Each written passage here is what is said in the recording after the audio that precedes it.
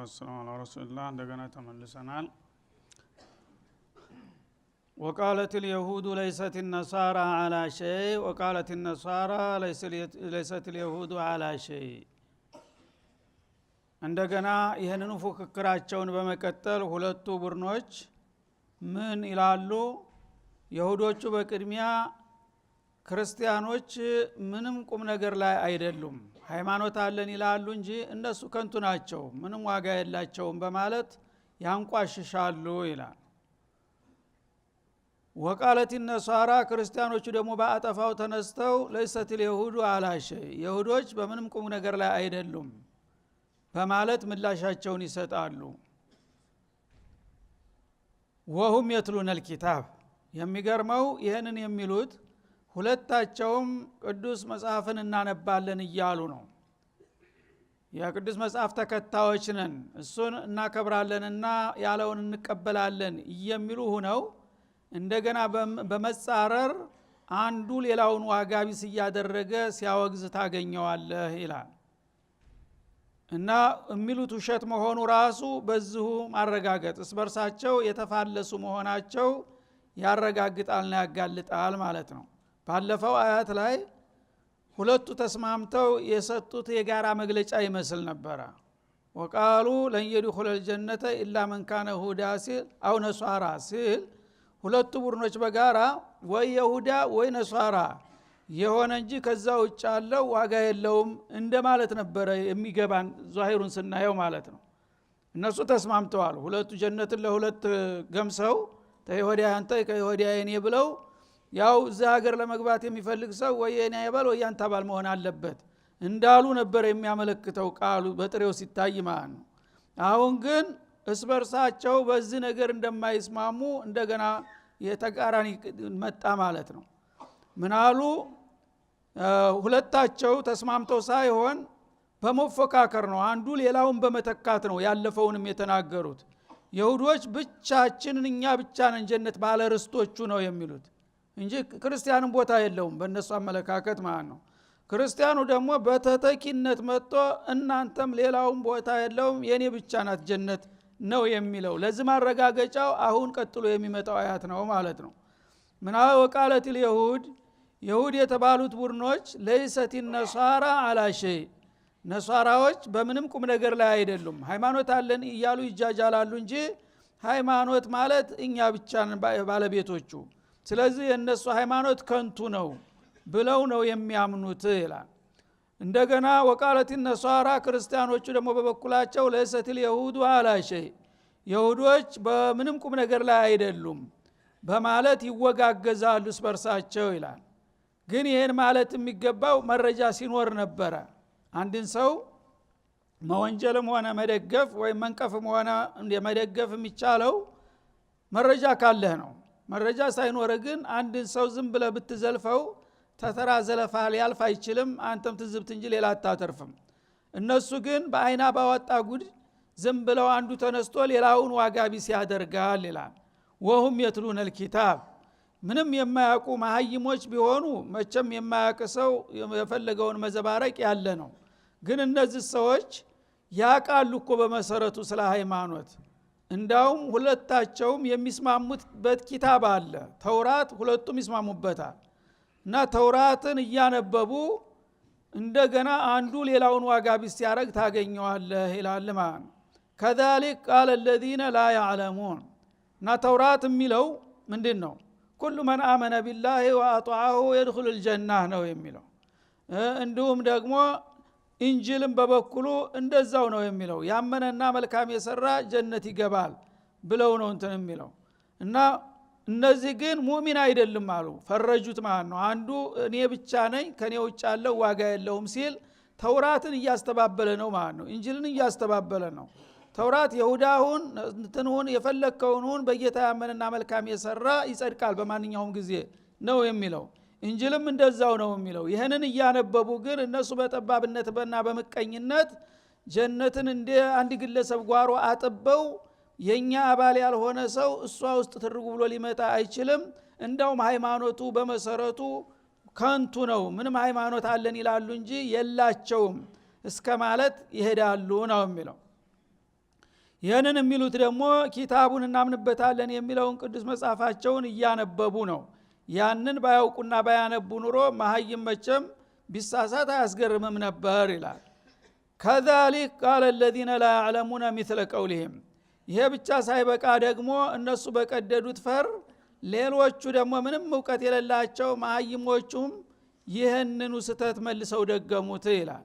ምክንያቱም አዋቂ ሲያጠፋ አላዋቂ መከተል ያለ ነው። እነሱ እንግዲህ አዋቂ ነን ብለው ይሁዳ ምንም ዋጋ የለውም ነሷራ ምንም ዋጋ የለውም የሚል የመወነጃጀል ቃል ሲለዋወጡ ሌላው ሙሽሪኩል አረብና ሌላው ቡዚው መጁሲውም ተነስቶ ሳት የሚያመልከውም ላም የሚገዛውም ሳይቀር እንደውም ሁለታቸውም አታስፈልጉም እኛ እንሻላለን ብሎ አረፈ ማለት ነው። ዋጋቸውን ነው የሰጣቸው። እንግዲህ ይሻላሉ የተባሉት ይሄን ያልከዘቀጡ እሱ ሳፍ እስካለው ድረስ ለምንድን ነው የማይናገረው የፈለገውን? እና ቃል الذين لا يعلمون في كل زمان ومكان ያሉትን ጃሂልያዎች በሙሉ ያካትታል። ይሄ ተነሱ በፊት የነበሩትም ሙሽሪኩ ዓድ ተሙድ የሚባሉትም እንዲሁ ብለው ነበር። ቀደም ሲል ቀውሙ ኑህም እንደዛው ብለው ነበር። ላተዘሩና አሊያተኩም ወላ ተዘሩና ወደ ወላ ሱዓ ብለዋል።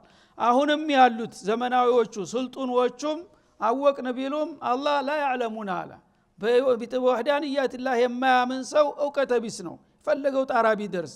ለምን የተፈጠረለትን ዓላማ ትልቁን ቁም ነገር ረስቷልና ማለት ነው። ስለዚህ አላዋቂዎቹም እንደዛው በበኩላቸውና በፈንታቸው ተነስተው ይህንኑ ዋጋ ቢስ ቃል ተናገሩት። የዛ ራሱ ተጠያቂ እነሱ ናቸው። ይህን አይነት ፉክክር ባያነሱ ኑሮ ሌላው ደግሞ የባሰበትን ይሻላል ሊል ባልቻለ ነበር። ግን እነሱ ፈርለቀው ሲሄዱ ላለመበለጥ ሌላው ደግሞ ምንም ዕውቀት የሌለው መከራከርም የማይችለው እንደ ለመናገርማ ከሆነ እኔስ ምን ያቅተኛል ብሎ ሚስለ ቀውልህም ልክ እንደነሱ እኔን ያልሆነ ሰው ጣዖት ያልተገዛ ሰው ከቶውንም አይጸድቅም። ፀሐይ ያላመለከ ጭራሹንም ቦታ የለውም። ለላም ያልሰገደ ምንም ተቀባይነት የለውም እያለ ሁሉም በበኩሉ ኩሉ ህዝብን ቢማ ለደይህም ፈሪሑን እንዳለው ሁሉም ራሱን ቅዱስ ሌላውን እርኩስ እያደረገ መቀጠሉን የዚህ ሁሉ መስኡልያ ተጠያቂ እነሱ ናቸው ይላል አላህ Subhanahu Wa Ta'ala። ምክንያቱም የኪታብ ባለቤት የተባሉ ሰዎች ቢያንስ ሰው ይሳሳታል። ግን መሰረቱን ለቆ እንደዚህ ተነጭራሹ ዲድ ከተውራት ያለው በተቃራኒ እንጂል ያለውን በተቃራኒ ከተናገሩ ሌላውስ ደግሞ ዝም ብሎ እንዴት ሊያቸው ይችላል? እንደዚህ ሆነው በዚህ ደረጃ የዘቀጡ ናቸው። እና እነዚህ ሰዎች ናቸው የዓለም አባዋራ ሆነው በአሁንም ጊዜ እያመሱ ያሉት ማለት ነው።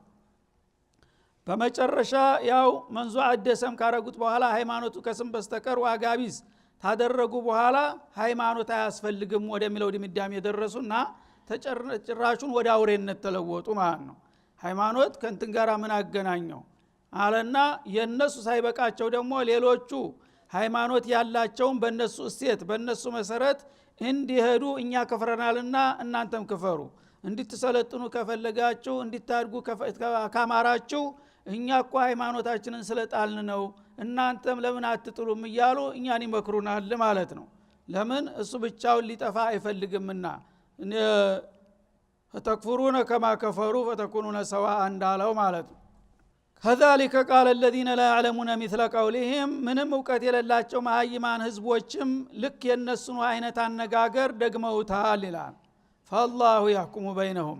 እንግዲህ ማንኛውም ቡድን እየተነሳ የፈለገውን መለፈፍና መለፍለፍ የትም አያደርስምና ይሄን ነገር እልባትና ውሳኔ ሊሰጥ የሚገባው የሁሉም ባለቤት የሆነው አላህ ነው። በእኔ በኩል ግን ያህኩሙ በይነሁም ሁላቸውም ያው ተከራካሪና ተቃራኒ ሆነዋልና ነገ ዳኝነቱን የምሰጥበት ጊዜ ይመጣል ይላል። መቼ? የውመል ቂያማ ተሞት በኋላ ተነስተው እንደገና ለፍርድ በሚቀርቡ ጊዜ ማን ሐቀኛ ማን ውሸታም እንደሆነ ውሳኔውን እሰጣለሁኝ። እዛው ድረስ ግን የፈለጉትን ይዘላብዱ ይላል ማለት ነው። ፊማ ካኑ ፊህ يختلفون ሲጨቃጨቁበት በኖሩት ነገር የመጨረሻ ውሳኔ የምሰጠው እኔ ነኝ፣ እዛ እንገናኛለን ዝም በላቸው ይላል ማለት ነው። ስለዚህ ይህንን አይነት ስተት እናንተም እንዳትደክሙ እውነት መስሏችሁ በእነሱ ፈር እናንተም ገብታችሁ እንዳትጠፉ ይህንን ወቁና ተጠንቀቁ ነው የሚለው። ወመን አظለሙ ሚመን መነዐ መሳጅድ አላህ። ለመሆኑ የአላህን መስጊዶች ወይም የጸሎት ቦታዎችን ተከለከለና ታደናቀፈ ሰው የበለጠ ግፈኛና በደለኛ ማን ነው እሱ ይላል። እና አላህ የሰው ልጆችንና ጅኖችን የፈጠረው እሱን እንዲገዙና እንዲያገለግሉ ነው። ግን እሱን ለመገዛት ደግሞ የተወሰኑ ተቋሞች አሉ። እነዚህን የሃይማኖታዊ ተቋሞች ጣልቃ ገብተው በመስጂዳቸው ሙስሊሞች ጌታቸውን እንዳይገዙ የሚያደናቅፉና የሚከለክሉ ሰዎች ካሉ የመጨረሻ ግፈኞችና በደለኞች ይሏል እነዚህ ናቸው ይላል። አንዩዝከረ ፊሃ ስሙህ የጌታ ስም በገዛ ቤቱ እንዳይወሳና እንዳይወደስ የሚያደናቀፉ ከሆኑት ግፈኞችና በደለኞች የበለጠ ማን በደለኛ አለ በምድር ላይ ቢፈለግ ይላል። ወሰዓ ፊ ኸራቢሃ መስጂዶችን በመደምሰስና በማጥፋት ላይ የሚተጋ ከሆነው ሰው የበለጠ ጥፋተኛ ይገኛልን ይላል። እንግዲህ ሰው እንደመሆኑ ከሱ የሚጠበቅበት በጌታው አምኖ ጌታው የሚፈልግበትን ዒባዳ ሌት ተቀን ሰለቸኝ ደከመኝ ሳይል መቀጠል ነበረ። ይሁን ግድ የለም እኔ ኩፍርን መርጫለሁኝ ካለ ለራሱ ይክፈር። ግን እኔ ተከፈርኩኝ ደግሞ ሌላ አማኝ መኖር የለበትም። እንዲያውም የሃይማኖት ተቋማት የወዘኔዎች መጠለያ ነውና አያስፈልግም ብሎ እንደ ሹዩዕያ የሃይማኖትን ተቋማት በሙሉ ከምድር ላይ አጠፋለሁኝ ብሎ የሚነሳና የሚንቀሳቀስ ካለ የመጨረሻ የግፈኞች አውራ ማለት ይህ ብቻ ነው።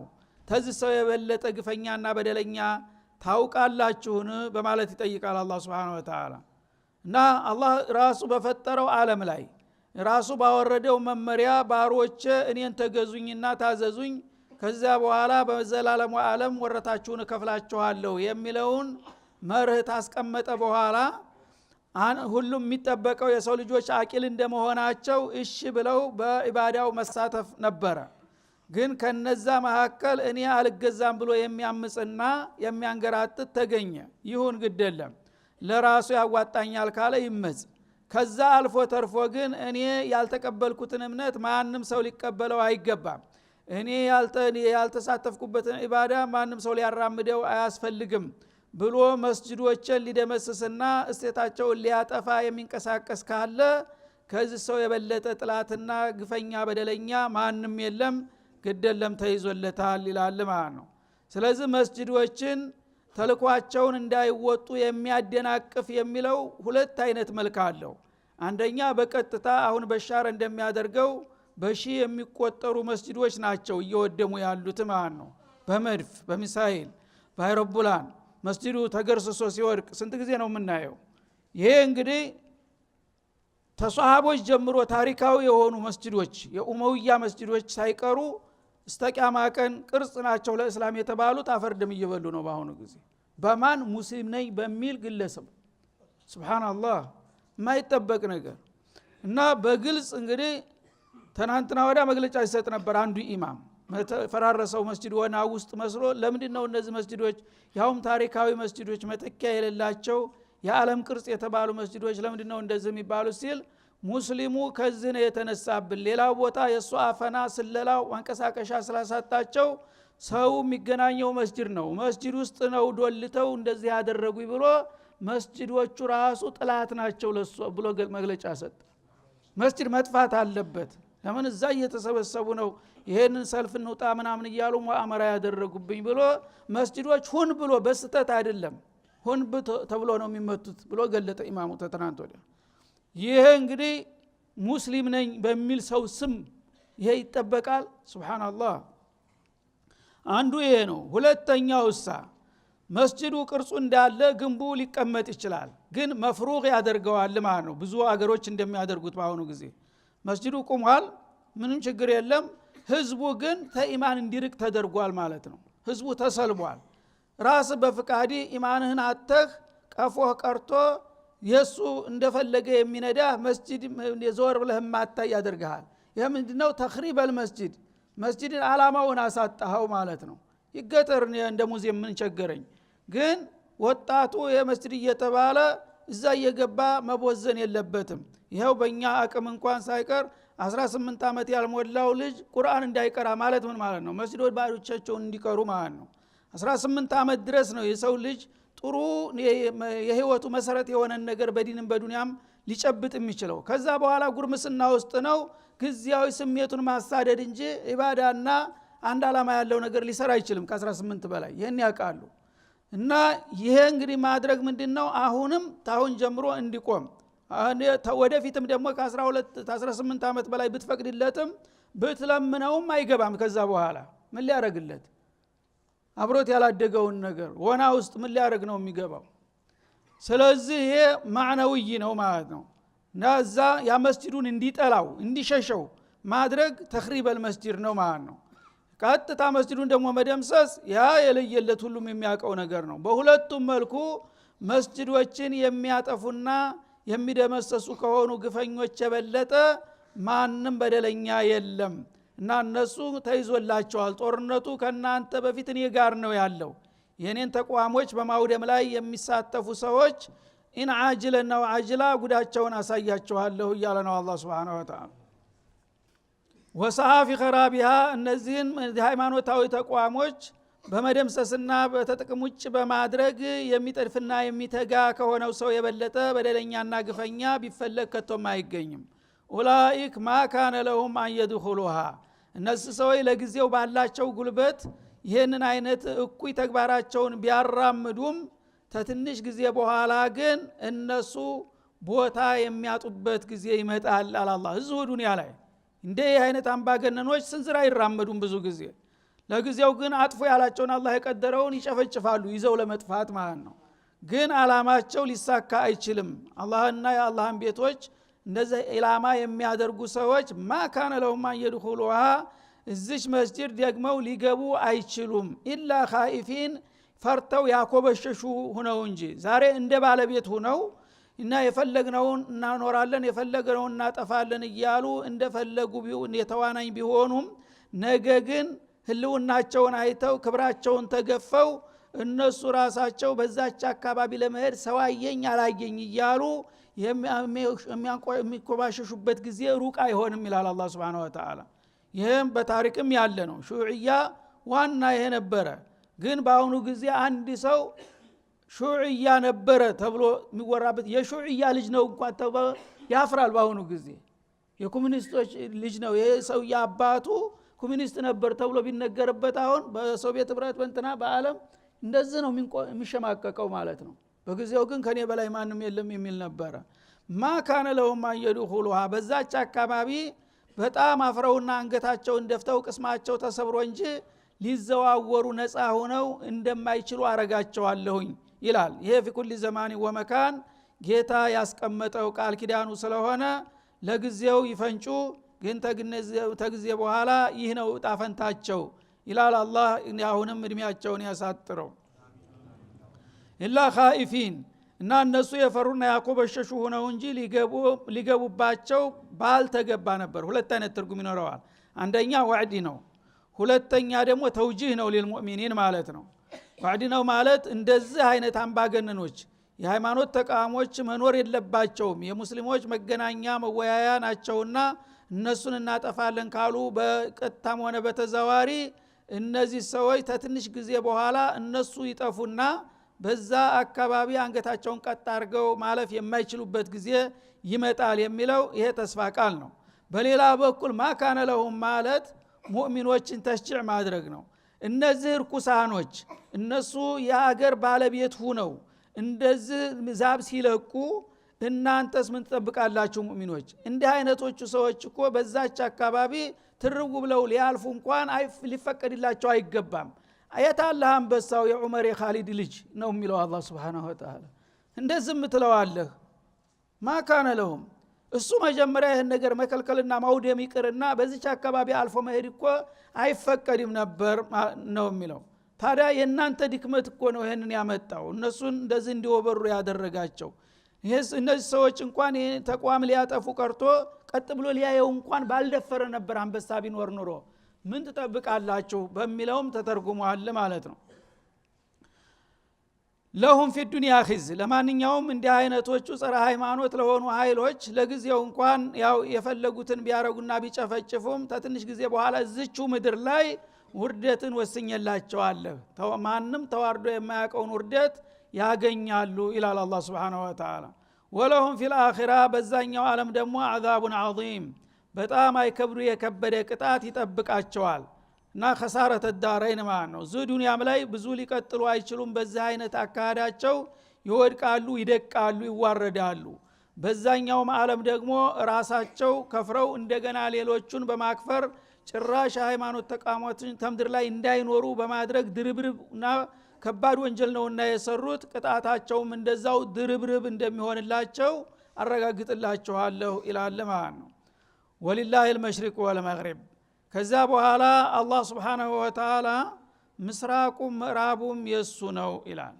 ዓለም በሙሉ ዳር እስተ ዳር የኔ ናት እና ማንም አምባገነን ተነስቶ እኔ ነኝ የዚህ ሀገር የባለስልጣን ብሎ እንደፈለገ ቢፈነጭ ለጊዜው ልታዘበው እንጂ ይሄ ግዛቱ ዓለም ዳር እስተ ዳር የኔ እኮ ነው፣ ይሄንን መረሳት የለበትም ይላል። በመሆኑም በዓለም ባለቤት ሁላችሁም መመራት መቻል አለባችሁ፣ ለሱ ብቻ መስገድ አለባችሁ። የምስራቁም የምዕራቡም ጌታ አላህ ነውና ፈአይነማ ተወሉ ወደ የትኛውም አቅጣጫ ዙራችሁ ብትሰግዱ ፈተመ ወጅሁላህ ፈተመ ጀሃቱላህ التي አذነ لعبادته ወደዛ አቅጣጫ የፈቀደው የሆነውን ጅሃት ታገኛላችሁ ይላል። ይሄ ወደ ሌላ አህካም ሊያሻግረን ነው። አሁን የቂብላን በተመለከተ በታሪክ الاسلام ሁለት አይነት የቂብላ ዝውውር ተካሂዷል። ያን ነገር ሊያነሳ ነው ማለት ነው። እና መጀመሪያ ነብዩ አለይሂ ሰላቱ ወሰለም መካ ተልከው ለተወሰነ አመታት 13 አመታት ያህል ቆይተዋል።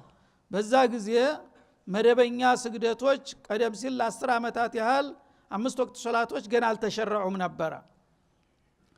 ግን ማታ 2 ረካ ጧት 2 ረካ ይሰግዱ ነበር። በዛ በስግደታቸው ያዙ ሙዘሚል የሚጠቅሰው ማለት ነው ቁሚ ለይለ ኢላ ቀሊላ ሚለው እንዲሁም ሶላት ተሐጁር ነበራቸው። በዛ ሁኔታ ላይ ያሉ የሚሰግዱት ወደ የት ነበረ? ወደ ካዕባ ነበሩ። ያሉት መካ ነውና ማለት ነው። መካ ከተማ የሚኖር ሰው ያው ሌላ እንትን የለም፣ በታሪኩም የሚታወቅ እንትን የላቸውም። ስለዚህ መካ ላይ ለ10 አመታት ያህል ወደ ካዕበተል ሙሸረፋ ይሰግዱ ነበር ረሱል አለይሂ ሰላቱ ወሰለም። ከዛ በኋላ ሂጅራ ሲሄዱ ግን እግር መንገዳቸውን ደሞ መካ ያሉ ካዕባን ፊት ለፊታቸው ሲሰግዱ በይተል መቅዲስም ደሞ እንደዛው ቂብላ ነው፣ በታሪክ የታወቀ ነው ማለት ነው። የበኒ እስራኤል ነብያት አብዛኛዎቹ ወደ በይተል መቅዲስ ነበር የሚሰግዱት። በይተል መቅዲስንም እግር መንገዱን በጣምራ ይተቀሙት ነበር ረሱል አለይሂ ሰላቱ ወሰለም። ምክንያቱም ደቡብ ነው ያሉት እነሱ፣ በይተል መቅዲስ ሰሜን ነው ያለው እና በካዕባ እንደዚህ ተየመን በኩል በሚቆሙበት ጊዜ እዛ ሐጀር አልአስወድ በኩል በሚቆሙ ጊዜ ፊት ለፊታቸው ያው ካዕባ ነው። በዛው አቅጣጫ ወደ ሰሜን ሲጓዝ በይተል መቅዲስ ይመጣል ማለት ነው፣ ወደ ግራ ወደ ቀኝ ሳይል። ስለዚህ ሁለቱን ቂብላ በጣምራ ይተቀሙት ነበር ማለት ነው። ኋላ ግን ሂጅራ ታዘዙና ሄዱ። ሂጅራ በሚሄዱበት ጊዜ ወደ የት ነው የሄዱት? ወደ ሰሜን ነው የሄዱት አይደለም? የመዲና ሰሜን ነው ያለው። እንደ መዲና ሲሄዱ ካዕባ የት አለ? ጀርባ ቀረ ማለት ነው፣ ደቡብ ቀረ። በይተል መቅዲስ አሁንም ወደ ሰሜን እየቀጠለ ነው ያለው ማለት ነው፣ መዲና መካከል ነው ያለችው። ስለዚህ ሁለቱን ቂብላዎች ጣምራ አድርጎ መሄድ አልተቻለም ማለት ነው። አሁን መዲና ካሉ ምርጫው ወይ ወደ መካ ወደ ደቡብ መዞር አለባቸው፣ ወይ በይተል መቅዲስ ከፈለጉ ወደ ሰሜን መዞር አለባቸው። ይህ ጊዜ አላህ Subhanahu Wa Ta'ala ምን አደረገ? ምን ህክመቲሂ መዲና እንደደረሱ ካሁን በኋላ ወደ በይተል መቅዲስ ነው የምሰግደው አላቸው ማለት ነው። ወደ በይተል መቅዲስ የዛ ጊዜ ካዕባ ወደ ኋላ ቀረ ማለት ነው። ምንም ያደጉበት የለመዱት ቢሆንም ቢናፍቁም የጌታ ትእዛዝ ነውና እሺ ብለው ወደ በይተል መቅዲስ መስገዳቸውን ቀጠሉ። ምክንያቱም በተውራት በትንቢዩ ላይ ወደ ሁለቱ ቂብላዎች የሚሰግደው የመጨረሻው ነብይ ይመጣል ብሎ ተውራት ይናገራል። ያን ነገር መረጋገጥ አለበት። መዲና አካባቢ ይሁዶች አሉ። እነዛ ይሁዶች ያን ትንቢይ ያውቁታል። መዲና መተውት ያበቃ ወደ ደቡብ ዙረው ወደ ካዕባ ከሰገዱ ይሄ ውሸታም ነው፣ የተውራት የሚለው እኮ ነብይ ወደ ሁለት ቂብላ ይሰግዳል፣ በአንድ ወቅት ወደ አንድ ቂብላ በሌላ ጊዜ ወደ ላይ ቂብላ ተብሏልና ይሄ አሁን ሙጭኝ ብሎ የአባቱን ሀገር አለቅም ብሎ ነውና ያለው ነብይ አይደለም የሚለው መከራከሪያ እንዲያይዝላቸው አላህ ወደ በይተል መቅዲስ ስገድ አላቸው። ለ16 ወይም ለ17 ወራት ከማ ፊ ሶሒህ አልቡኻሪ ማለት ነው። ከዛ በኋላ ነብዩ አለይሂ ሰላቱ ወሰለም ያው በተፈጥሮው የሰው ልጅ አገሩን ይወዳል። እንደገና ደግሞ ከዛም በላይ ካዕባ አላህ የመረጣት የቀደሳት ቦታ መሆኗን ያቃሉና ሁሉ ጊዜ ጌታ ወደ ካዕባ ይመልሰኝ ይሆናል የሚል ተስፋ ይሰማቸው ነበር። ያንን ተስፋቸውን እውን ለማድረግ ከተወሰኑ ወራቶች በኋላ ፈወሊ ወጅሃከ ሊል ነው ማለት ነው። እና ለዛ መንደርደሪያ መጀመሪያ አጠቃላይ የሆነ ነገር ለተከራካሪዎች በር እንዳይከፍትባቸው ወሊላሂል መሽሪቅ ወልመግሪብ አለ። ምስራቁም ምዕራቡም ሁሉም አቅጣጫ የአላህ ነው፣ እንዲሁም ደቡቡም ሰሜኑም ማለት ነው። በመሆኑም ፈአይነማ ተወሉ ሰጋጆች ወዴትም ቦታ ብትዙራችሁ ብትሰግዱ ፈተመ ወጅሁላህ አላህ ያዘዘው አቅጣጫ ያ እሱ ያለው ነው። ስለዚህ ወደ ፈለኩት አቅጣጫ ዙር ብለው ምንም የሚያስተች ነገር የለም ማለቱ ነው። ኢነላህ ዋሲዑን ዓሊም አላህ ዋሲዑል ፈድሊ ትሩፋቱ ሰፊ የሆነ ጌታ ነው። እንደገና ያን ትሩፋቱን ደግሞ ለማን እንደሚሰጠው ማን እንደሚገባውም ጠንቅቆ የሚያውቅ ነውና ነብይን ትናንትና ወደ ካዕባ ሲሰግድ እንደነበረ ወደ ቤተል መቅደስ አሁን ደግሞ መልሶ ወደ ካዕባ እንዲመለስ ካደረኩኝ በሁለቱም አሰራር የኔን ትእዛዝ እያከበረ ነው ያለው። ዒባዳ ማለት ምን ማለት ነው? ለጌታ ታማኝና ታዛዥ መሆን ማለት ነው። ስለዚህ ቦታውን አይደለም የምታመልከው። ዛሬ ወደዚህ ስገድልኝ ያለ ጌታ እሺ ብለህ ትሰግዳለህ። ነገ ደግሞ ወደዚህ ስገድልኝ ያለ እሺ ብለህ ትሰግዳለህ። ተነገ ወደዚህ አለ። ዋናው ታዛዥነትህ ነው እንጂ ቦታውን አታመልከው። ግንቡን አይደለም ወይም ፀሐይን አይደለም የምታመልከው። ሁሉም አቅጣጫዎች ደግሞ የአላህ ፍጡሮች ናቸው። አላህ የመረጠውን የፈዓሉ ማየሻ ወይሕኩሙ ማ ዩሪድ የፈለገውን ያዛል በትእዛዙ መሰረት። ትናንትናም ወደዛ ዙር ሲለው እሺ ብሎ ዙሯል። አሁንም ደግሞ ወደዚህ ተመለስ ሲለው ተመልሷል። ቦታዎች ደግሞ አቅጣጫች ያላህ ፍጡሮች ናቸው። ሁሉንም አቅጣጫ ጌታ ተፈቀደ ችግር የለውም። ለምንድነው አሁን ወደዛ ዞረ እያሉ የሚያጨለጭሉት ይላቸዋል ማለት ነው። ስለዚህ እንግዲህ የቂብላ ዝውውር የተደረገው በእነዚህ አያቶች ነው። ያቀጣውን በሚቀጥለው እንመለስበታለን። ወሰለላሁ ዐለ ነብዩ ወሰለም።